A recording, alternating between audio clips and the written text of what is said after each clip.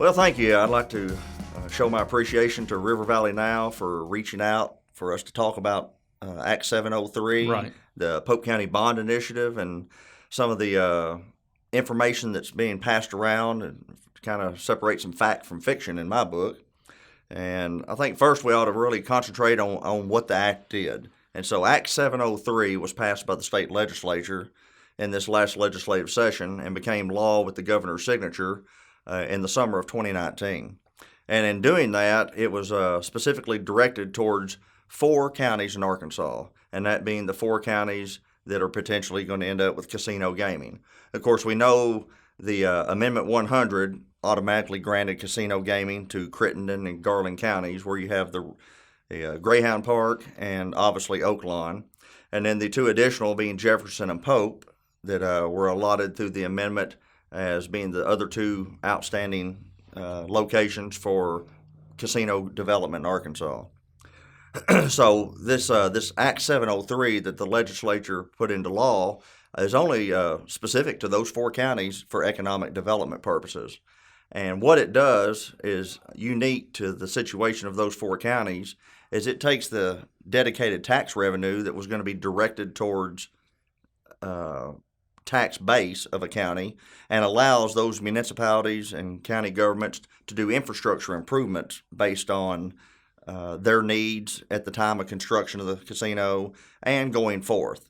So in simple terms, when a casino is built and starts operating and is paying the state of Arkansas their tax dues, those taxes that are allocated for cities and counties can be put towards bonds for infrastructure improvement to gain immediate response from those tax dollars. So instead of allocating those tax dollars over years and letting them bank up, it allows you as a county or city government to bond up your needs up front. And what's unique to it is the fact that it is no cost to the local taxpayers of Pope County to do such a bond initiative. Right.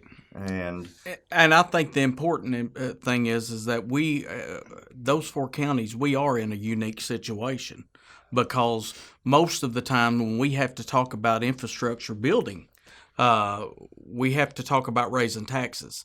This is not the case. We have this opportunity by the voters to be able to do this at no cost to taxpayers. Ain't that right, Judge? absolutely. And for those just joining in, I am here with our sheriff, Pope County Sheriff Shane Jones, and he is obviously his heart is in service to this county. And when we go through the terms of these bonds and we talk about the bond initiative itself, there's needs and there's wants. And so we'll finish up Act 703. Simply put, it's a state law that takes casino tax revenues and dedicates it toward the repayment of infrastructure improvement bonds, thereby maximizing the tax dollars a casino will produce. And from a county standpoint and a fiduciary responsibility standpoint to keep financially healthy in the county, I do not want Pope County to become dependent upon casino revenue. I would rather take that money up front and do this bond initiative that the legislature gave us and build the infrastructure we need for the future of Pope County and it not cost local taxpayers anything. And I think that's the key I want to drive home is it's unique from any other bonding. Usually when other communities bond up money for water treatment plants, sewer plants, roads, drainage, whatever, they have to have a tax plan in place to repay those bonds. This tax is placed upon the casino and not upon the Pope County citizen, which I think is huge. Again, I don't want us dependent upon that casino revenue, so the fact that it's not coming in directly to our coffers, so to speak, is an opportunity that we're only going to be afforded right here at the onset. I know some people have been concerned about why are we doing this so quickly. It's really not quickly. The law passed last summer. I knew as soon as the law was put on the radar, so to speak, of the legislature, I knew about it. I kept up with it. I tracked it all the way through. And the moment it passed, we as a quorum court and we as a county started looking at it as the very viable opportunity. Because a lot of these things we're going to talk about, needs for the county. They were needs before a casino came Right, to town, and right. they will be needs if a casino never comes to town. That's correct. And I think that's critical to this, especially in terms of our jail. So we have a once in a lifetime opportunity to take advantage of this, and to those that may not support the bond initiative, I'm well open to any other solution that provides the amount of infrastructure we can create to take care of Polk County's long-term needs and not cost taxpayers any money. So if there's a better solution out there, by all means, reach out to the sheriff or I and let us know what solution is out there that will build a criminal justice complex to serve the needs of Polk County for the next half century that does not cost Polk County any money. Right. Absolutely. And what the judge hit on is very important, is that we are open to any ideas. To me, when you look back on it, and I talked to many sheriffs across the state that have literally sat there and told me, they said, wow, how lucky Polk County is to have this situation. And the situation that we have is that it's not if the casino is coming, it's when the casino comes and that bond, that their tax revenue starts coming in. We, the taxpayers, will not have the weight of the infrastructure on us. It'll be totally dependent on that tax revenue from the casino. Absolutely. And that's what's so important to this. All the other sheriffs that I've spoke with, at our association or at our board meetings, we are in a unique situation, and it's good that we try to get our message out there to understand that this is not a tax. This is not a new tax. This is for the casino. If you're for or against the casino, does not matter. But if they're going to come in here, and if they're going to come, they need to pay for our infrastructure needs that we have, and we do have some infrastructure needs, including our jail population, our jail situation out there. We're busting at the seams. We have a 172 man or 172 person jail. Our jail was built in 1981, and we have a major issue with it. We done an add-on in 2001. We added on 2 40-man pods in 01. Our records show back in our inspection reports from the state of Arkansas from jail standards that we were already dealing with overcrowding 4 to 5 years later. So there's been some overcrowding issues, and that's what we're trying to combat with this bond initiative that we put on. And I believe that the Quorum Court is doing the best job that they can to not have to raise taxes. And that's the thing. We do not want to raise taxes any if we can. But just like the judge said, this problem's going to be here. If the casino comes or not, we're still going to have a jail overcrowding problem. And with our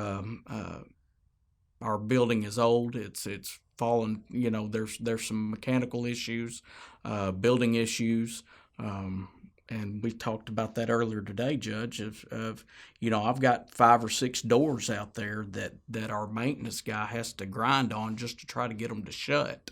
Where our detainees are held, and just to get those doors repaired is over $50,000. And so it costs a lot of money to keep up an old building. Well, having served on the court for so many years prior to becoming judge, we've been putting Band-Aids on a sore for many years. That's correct. And the legislature had the forethought. Senator Keith Ingram, Representative Sample out of Hot Springs, they spearheaded this. It passed overwhelmingly, and the uniqueness of it to our 4 counties is something we must take advantage of. That's correct. The ability to do this at no cost to the taxpayer is a huge attribute of the whole thing. And I guess we might want to cover what it is, what's on the bond. So we held a public meeting back in November 5th. We had about a 2.5, 3 hour public meeting at the courthouse where we invited people to come in, give us their thoughts and opinions on infrastructure needs. And we had about a 15 deep list of infrastructure improvements. Everything, we have some critical bridge and road issues, and we have needs versus wants to address. And so from that list of 15 was narrowed down to 5, and it's the 5 that will appear on your March ballot. And going back to the timing of this, again, this is not a rush. This is being proactive and trying to take advantage of something the legislature afforded us the opportunity to have. And in doing so, again, we knew it passed last summer. We started having meetings about it. We had public meetings, and we came down to these 5 lists. And the first is the criminal justice complex, and we'll cover that in detail. Mm-hmm. You also have a expo center, an event center that Russellville so desperately needs. You also have a new central library that would be located in the city of Russellville that would replace our 50-year-old library. And you have a wellness center at the Senior Adult Center, and we have a thriving and growing elderly community, and they're literally busting at the seams. Our jail busted at the seams. Yes. Our senior activity center is busting at the seams. So the wellness annex. Now, the last item on the agenda was the fire department for the Russellville Fire Department. If the casino locates near Russellville, they need fire protection. Mm-hmm. And so in a negotiation with the city, we added that to our bond initiative, which includes the construction of a new fire department substation, the equipment to outfit that station, as well as 5 new police cars for the Russellville Police Department. So those are the 5 issues on the ballot. Now, this bond initiative is unique in you vote for it by the initiative. So you can vote for a library and not for a senior citizen center. You can vote for an expo center and not for a jail. So it will be voted on individually. But I think the key thing that I'd like to drive home to everybody is it's not going to happen March 4th. If you vote for all this March 3rd, we're not going into debt, and we're not going to bond up any money for years. Reason being, you have to have the construction of a casino, you have to have the operation of a casino, and you're going to have a year's worth of tax base established before any bonding company would even attempt to issue bonds to know what your remittance is. So the county is not going into $80 million in debt. Matter of fact, these projects will be done sequentially based on the priority of need versus wants. And so if all 5 pass, which I advocate that they do, we're not bonding up that entire amount of money by any means, and it will be bonded up by the project based on need versus wants.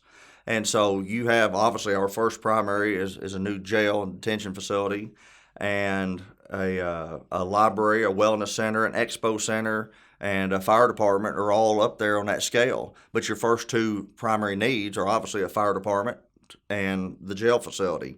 So those things, I've reached out to everybody that sponsored these bond initiatives and said, you basically need to toot your own horn. So I told the library director, you need to be out talking about your library issues. Right. I said, the sheriff and I, we're going to be out touting the criminal justice center. I would assume the city and the mayor and the fire chief would be out touting the fire department. Mm-hmm. The senior adult center, I advocate that they lobby for their center. And so I each to their own, so to speak, as far as what you're advocating. But our immediate need is a justice complex, and that's what I will be advocating for as we travel the community. Within that justice center, it's so much more than just a jail. That's correct. Though it will over than double the capacity of the jail, it is also 2 new criminal courts, which is so desperately needed. We currently have 4 circuit judges and only 3 courtrooms. And with the growth established in Polk County, we'll get a 5th circuit judge in the near future, and we still only have 3 courtrooms.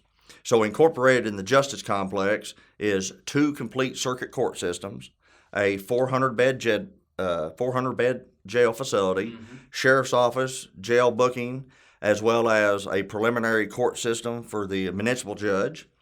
and a new 911 center, emergency operations center, and a coroner's office. Our Polk County coroner has no facility as we operate today. And a lot of people don't understand, Judge, is that when can you explain to the folks watching the I guess I'm going to ask you a question, but could you explain to them how when their loved one passes? I mean, where does their loved one go right now? Well, unfortunately, and like I said, it's a situation that all these are situations that have been brewing for years, so to speak, irregardless of a casino issue out there. But as far as an infrastructure issue, your coroner in Polk County responds to nearly 700 deaths a year in this county. We're a county of 65,000 people now. And currently, if your loved ones are having to be picked up by the coroner's office, they're going to end up at the county road department. Right. And it's just a travesty that's where we're at as a county as far as being behind. Right. He has no administrative offices, and his only complex is located inside the road department at the county, and that's just plain not right. It's just, in a county of our size, we should be able to address these issues, and this bond initiative addresses those issues. It gives us the strategic point going forward.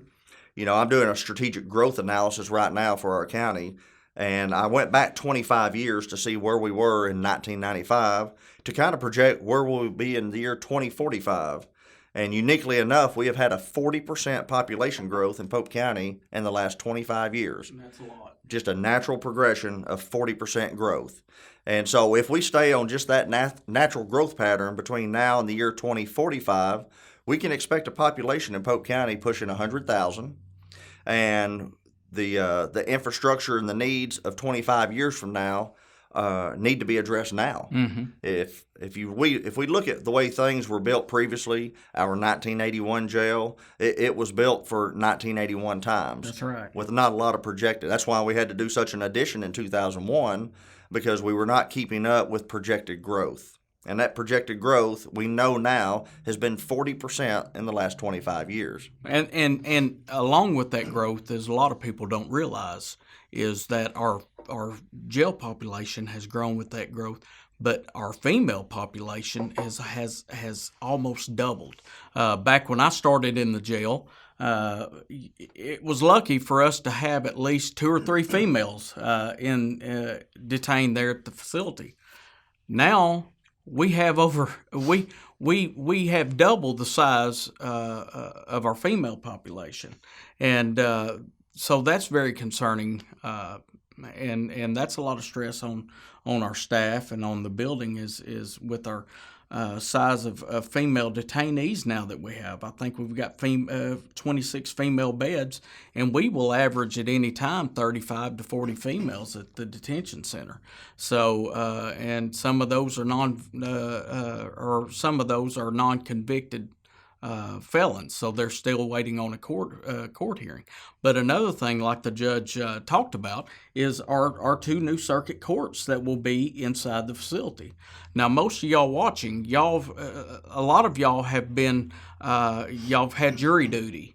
What's the first thing when you have a trial at jury duty? What's the hardest thing to get is parking.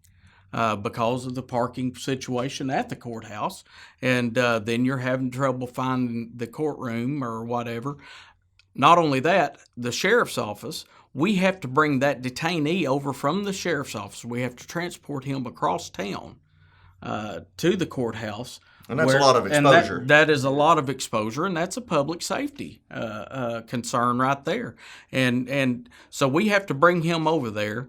But with this 2 new circuit courtrooms, we'll be able to keep that detainee detained at the detention center. He'll come up through a secured hallway, throughout the trial process. Throughout the trial process, go straight to the courtroom there at the facility.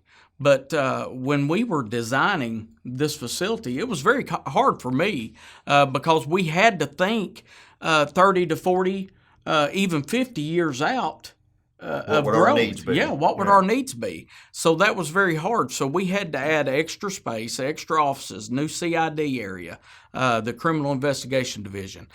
We had to, be prepared for more officers.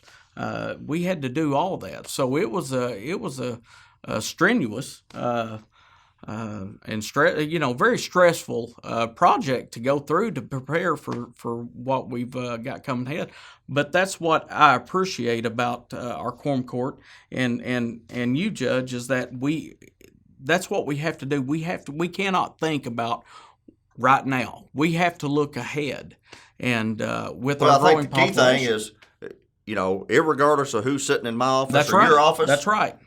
Our successors are going to have the same issues. That's right. And we're just trying to address it to pass along a safer Polk County. That's correct. This is a public safety concern. It was a concern before casinos came into the equation. Major public safety. It's a major public safety issue.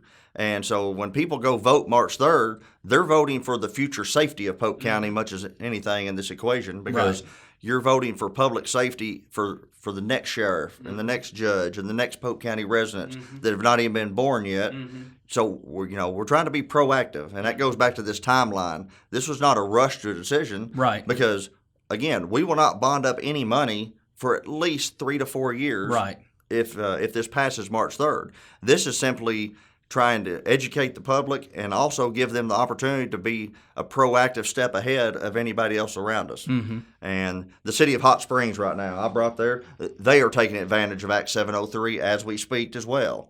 They're doing about a $48 million bond initiative for themselves. And a lot of, misconception out there is, well, you're building a new jail because the casino is going to fill it up. And that's just simply not true. Right. I've been to Hot Springs. I've pulled the data from the Hot Springs Police Department, Fire Department, and Ambulance Service, and those numbers just do not bear out. When you start looking at the number of arrests that are derived from the Oaklawn Casino and have been, I went back 2 years, and those numbers just really don't play out as being legitimate. In the last 2 years, there's only been 4 calls regarding drugs, prostitution, stuff like that would surround that casino environment in a 2-year period. So it goes back to this. This was coming long before the casino equation. The Act 703 just afforded a mechanism by which to pay for it that does not cost Polk County taxpayers money. Right. And that's why we're trying to seize on that. It's going to be a facility. Right. This new justice complex that we've talked about, Judge, this is going to be a facility that will actually operate using less employees to watch over our detainees, to use less employees than what we actually do now with the smaller corrections. I was fortunate enough to be from the ground floor up, so to speak, with the Crawford County Jail. Crawford County is a Class 5 county, as Polk County is. Van Buren is comparable to Russellville. Alma is comparable to Atkins. And so when you look at Crawford County, they are almost the mirror image of Polk County. Population, size, geography, everything about it. So they went through this process a few years back, and I was able to get on the ground floor and watch that process. And they went from about a 70-bed facility in downtown Van Buren to a 300-bed facility between Alma and Van Buren, and they're actually able to now staff it with less people than they had downtown just because technology. Technology has evolved to a point that when you get a purpose-built detention facility, it has so much technology integrated in it that 40-year-old jails didn't, that you're able to actually not only be more efficient as far as utilities, but more efficient in manpower. And so I've seen that firsthand. And I know Crawford County Sheriff Ron Brown would be welcome for us to all come up and give that tour. But it's a success story, is what it is. It's a proven success story from just a few counties away, the same size as us, dealing with the same problems we have. And of course they had to pay for it through a tax, and this is not paying for it through a local tax. Right. So I think that's key to this. But we're incorporating a lot more. Like I said, the 2 court systems will greatly enhance downtown parking. We'll get the criminals out of the courthouse. The current courthouse will be reused for, and they will be in a secured environment. exactly. And the current location would be civil trials. It would remain your chancery court and juvenile stuff like that. But we'll be getting the criminals out of the downtown courthouse. Right. And that's a huge safety concern. But the overall public safety aspect of this has been coming since 2009 is when jail standards started really addressing the situation. 08, 09 is when you they want to touch really... on where we were in 09 and where we are now? Well, I mean, in front of me, I've got we get inspected every year by the Criminal Detention Facilities Review Committee, and that's under the Department of Finance and Administration. And anybody is welcome to go see our last report from last year. Anybody can go see that report if you'll go to our website at the Pope County Sheriff's Office. That's popecoso.org. If you'll go onto media releases, you'll see a letter that I have released to everyone in the county. Along with it, you will see this review right here. This is the this is our last review, and so basically what they've done is they put if you go to that review and you look on page 2 in 09, the jail population in 2009 was the average population was 190 in 09. So that's the issue that we're dealing with right now. We're averaging about 200 or more. The most that I've seen it is 211. But again, I'm assuming it's a safe answer to say since 2009 till 2020, as we sit here, they've never come out with a report that says, "Oh, your numbers are under, and you're in compliance." Right. No. So this is not a new issue. This is an issue that was brought to the court and the county's attention in 2009. Right. And we've and the thing about it is we've kicked the can. It fluctuates down the road. You know, each year it'll fluctuate. So it just depends what time what year of the season it is. As to when they do their inspection. As to when to do their inspection or something like that.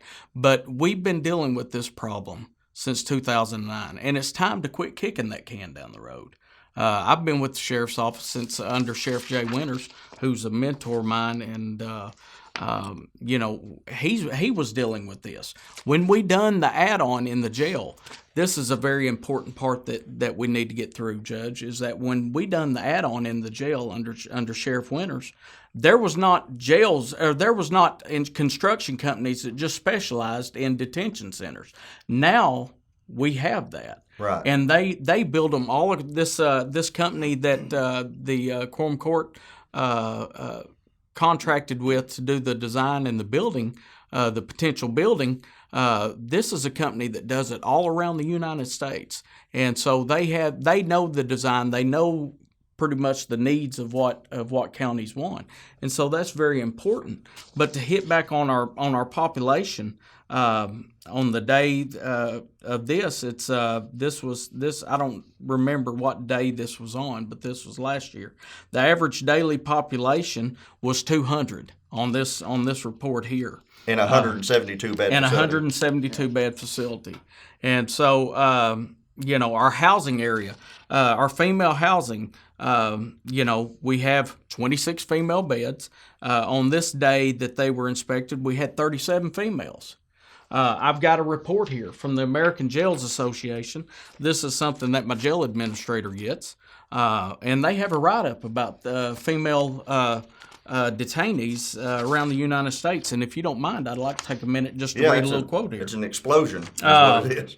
In recent reports, despite the calls to reform the criminal justice system and end mass incarceration, one trend has received little attention: the dramatic rise in the number of women being held in local jails. The number tells a dramatic story. Now listen to these numbers, Judge. Since 1970, the number of women in jail nationwide has increased 14-fold, from under 8,000 to over 113,700, and this was in the year 2017, and this is rising. So that's out of the American Jails Association book. So this is a problem that we need to be prepared for. It's like I tell folks, we've got a train wreck coming with our detention center. We do. We have a train wreck coming with it, and the train's on the track. So we need to be prepared for this. And again, we're in a unique situation to where we can get this facilities, much needed facility, built at no cost to the taxpayers under this new law that the legislatures blessed these 4 counties with that potentially will have the casino. I think it's like I've been telling everybody. I said, whether you're for or against a casino, at this point, we're having to abide by the Constitution. So when you get past that, if you're for a casino, then you want them to be a good steward and to be a good corporate partner and help pay their way in your community. Right. If you're against a casino, you should definitely want a casino to have to pay for your new jail, your new library, your new expo center. You should want them to have to pay. Right. And if you're somewhere in between or indifferent to the issue, you should not want your taxes raised. And so that's the 3-pronged equation. For, against, or indifferent, you should want somebody other than you, the local taxpayer, to pay for this kind of infrastructure. Amen to that. And we were afforded the opportunity to do it. Right. So I think if we just kind of recap, you and I, we're advocating for this because this is a need, not a want. And so as others come through the community, they should be advocating for their cause. But these are 5 independent issues that will be addressed individually by the voter. And again, I'm advocating for the needs, and others will surely be out advocating for the wants. But we have a golden opportunity to do this. And like you said before, Judge, not to interrupt you, like you said earlier, it doesn't matter if, let's just say that the casino doesn't come. This problem's still going to be here. Our overcrowding problem's still going to be here. And it's been here. And it's been here. And it's still going to be here. It doesn't matter who's sitting here. They're still going to be advocating that we need this new facility. And the vote is just the first step. That's just the permission of the people of Polk County saying, thank you for being proactive. Right. And let's go forward with a given plan. And so we have a plan. We have everything in place. But again, the actual bonding is not for 3 or 4 years. You have to have that income base established to know what it's going to produce. So let folks, repeat that again, Judge, because folks think that the moment that we vote on this and it passes that night, we're not going to be moving ground the next day. We're not going to be moving dirt realistically, the next day. Again, you have to have there's a lot of ifs in this. So if a casino truly comes to Polk County, right, and it's built, it's going to take 2 or more years to build it, and it has its doors open for a year to establish what its tax base truly is, then and only then will the first project be bonded up. Right. The project we're proposing for a justice complex has all that built-in inflation figured in. So the prices seen on the bond initiative are prices anticipated with inflation 3 to 5 years down the road. All the fees associated with doing the bonding are figured into that equation down the road. So truly, we could build, I think this justice complex is priced at $58.8 million. If we could start digging dirt on that tomorrow, we could build this complex for about $50 and save $8.8. But it's just not feasible. There's no logistical way to do that. And you have to look at the sheer enormity of it all and realize it will take 2 years to build it. So if all the litigation surrounding casinos was adjudicated and all the hurdles were jumped that needed to be jumped, we are still 5 years away from cutting the ribbon on a new jail. And if folks will look on this page 4 of this, if you'll go to page 4 when you go to my website and look under media releases, and this is posted with my letter to the citizens of the county. We have been put, I guess you can say, on notice by the state. So we have to have a prompt plan in place by December this year. December of this year, we have to have a written response. Written response to why we've kicked the can down the road since 2008. Right. And so if there is a sense of urgency to it and a sense of why are we moving the direction and being proactive, it's because we've been put on notice. And there's just no other alternative that is afforded other than Act 703 that doesn't cost the local taxpayer money. And I think a critical equation, I think we talked about earlier, is over half the people booked in your jail originate from a city of Russellville arrest. Now, correct. The city of Russellville pays $42 a day for their inmates. Right. But what may or may not be confusing to people, or maybe just be an enlightenment to people, would be the fact that when a person is charged with a felony, this is statewide, they no longer become the responsibility of the entity that arrested them. They become the county's responsibility. So if a given individual is arrested for a forgery or a burglary in the city of Russellville, that person goes before a bond hearing within usually 3 days, and then they're charged with a felony. When they get charged with that felony, they become a county expense and no longer a city expense. Right. So the city does pay $42 a day until that up to their conviction. Until that charge and everything. And then another key thing I think would be interesting to relate to people is that on misdemeanor arrests that result in jail time.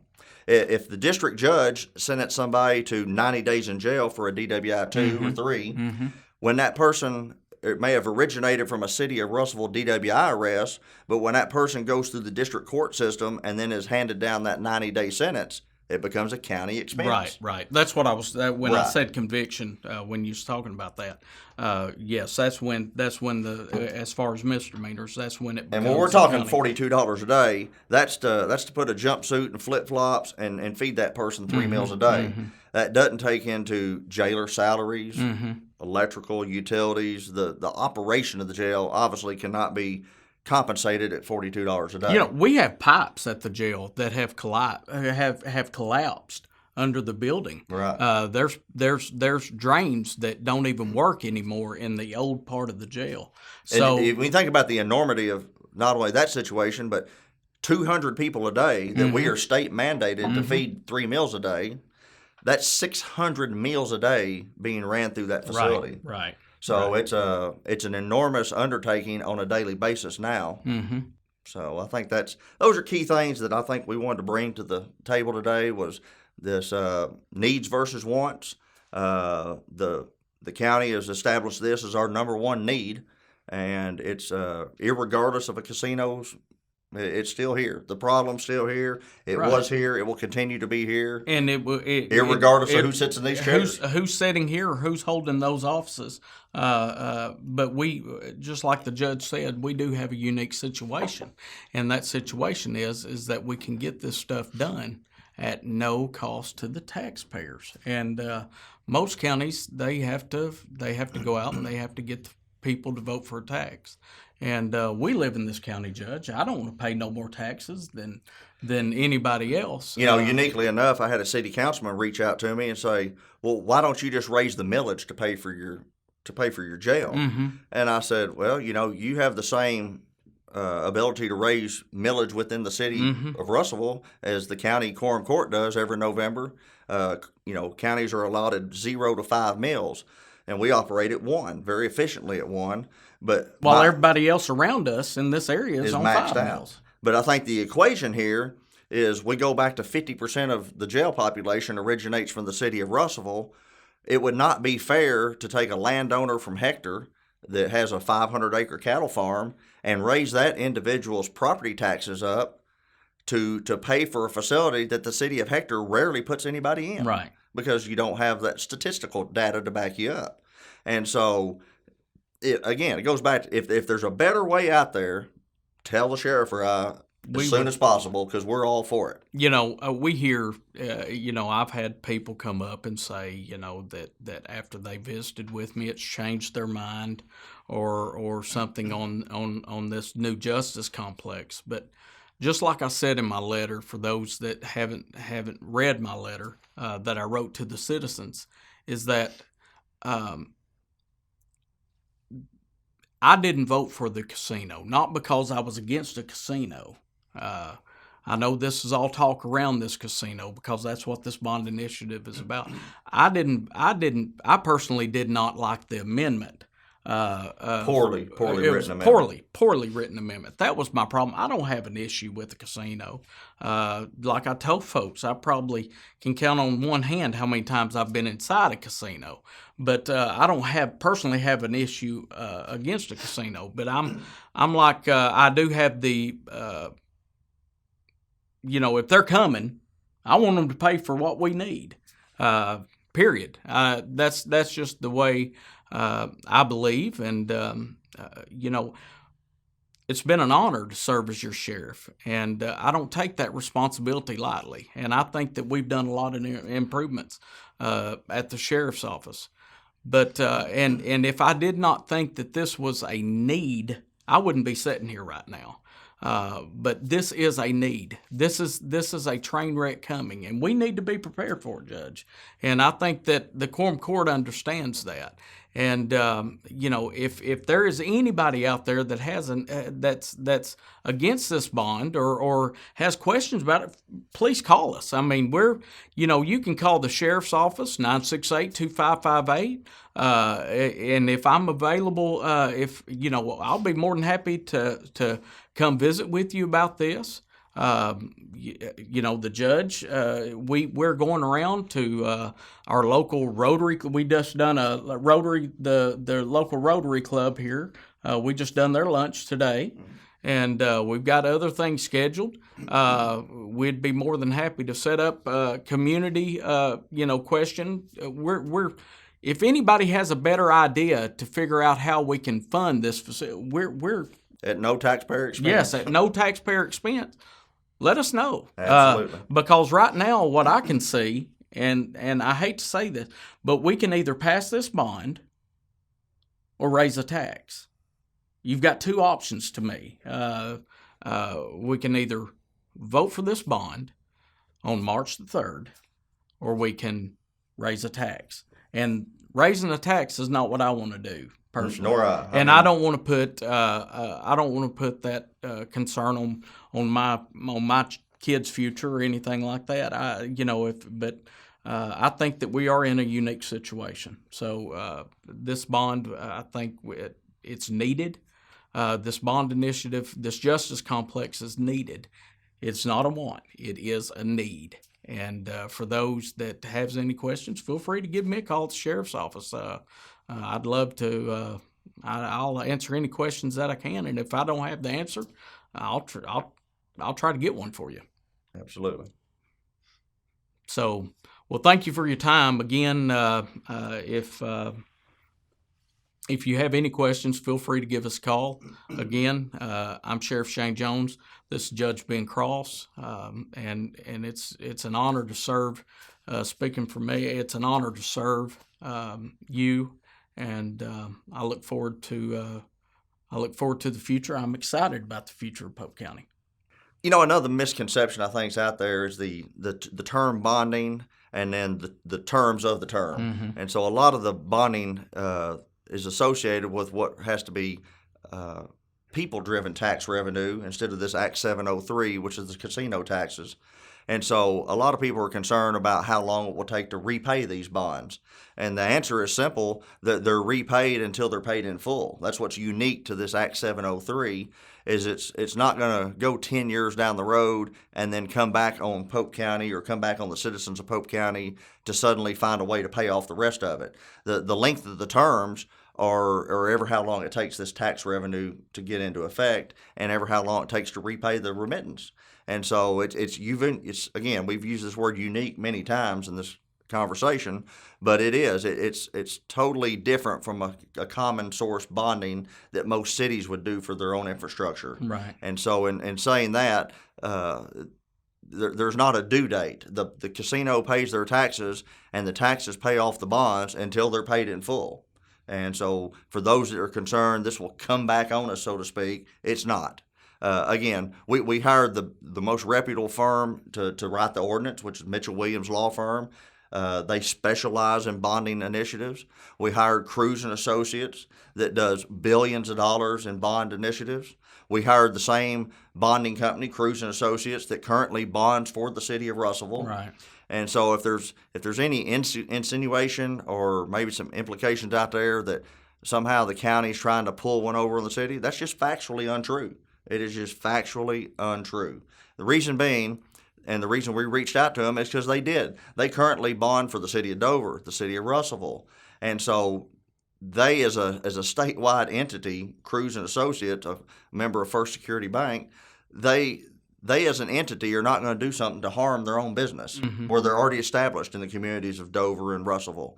So to insinuate they would come in here and do something to undercut any one of their other existing customers is not the way to win friends and continue your business model. Right. And so that's it's just factually untrue that there's a plot out there to try and undercut one or the other. And Judge, we're all on the same team. I mean, Absolutely. we're all on the same team. What is successful for the county is successful for all the cities in the Absolutely. county. And what success any of the cities have is success for the county.